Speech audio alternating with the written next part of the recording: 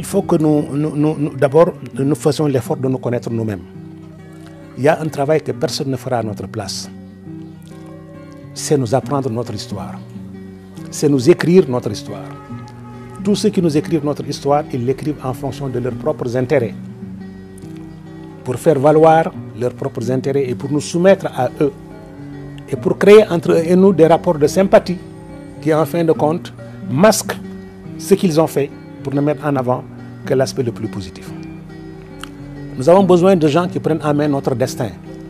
Et pour le prendre en main, il faut nécessairement que nous disposions des outils nécessaires à cette fin. Donc, il faut que nous organisions des recherches systématiques pour toutes les personnes emblématiques, toutes les figures importantes, dont le comportement, dont les gestes, dont les actes ont été déterminants dans le progrès économique, social et culturel de notre pays.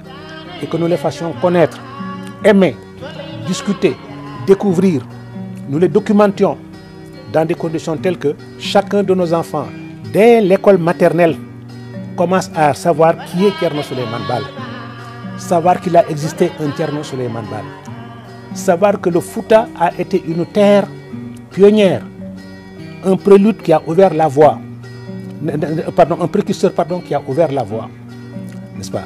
Savoir que d'autres expériences ont été tentées ici ou là, et qu'on n'ait pas honte de comparer ce qui s'y faisait avec ce qui se faisait dans d'autres parties du Sénégal, parce que le Sénégal à cette époque était une réalité composite dans laquelle il y avait des niveaux de développement qui n'étaient pas égaux. Il y avait des endroits où il y avait la lumière, il y avait des endroits où il y avait l'obscurité, n'est-ce pas? Mais c'est le monde entier qui est ainsi fait. Qu'on puisse également accepter des comparaisons avec d'autres pays.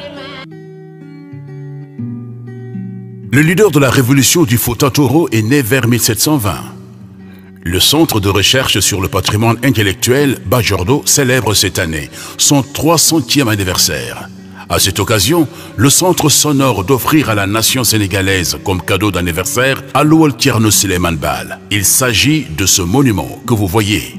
Il est conçu et commandité par le Centre de recherche Bajordo. Cette œuvre est réalisée par l'artiste sculpteur Omar Pouy en 7 mois, 20 jours du 2 janvier au 20 août 2020. Elle est en pierre de type basalte, dolérique, gris clair, pesant 1800 kg, mesurant 2,40 m en hauteur et 1,10 m en largeur et 0,20 m en épaisseur. Les recommandations de Thierno Souleymane Baal y sont gravées en langue arabe et français pour les générations futures. Les recommandations de Thierno Souleymane Baal. Leader de la révolution du Fouta Toro 1760-1776, fondateur de l'Almamia 1776-1890, Thierno Souleymane Baal encourageait et parlait à son armée en ces termes. La victoire est dans la persévérance. Je ne sais pas si je sortirai de cette guerre vivant.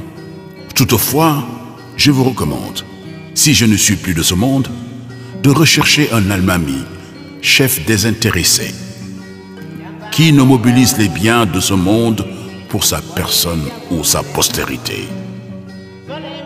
Si vous le voyez s'enrichir, démettez-le et confisquez les biens qu'il a acquis. S'il refuse la démission, combattez-le et bannissez-le afin que le pouvoir ne soit pas une dynastie tyrannique. Remplacez-le par un homme compétent, quelle que soit sa lignée.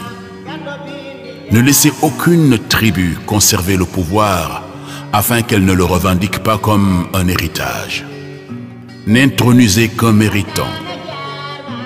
Ne tuez ni enfant ni vieillard. Ne dénudez aucune femme.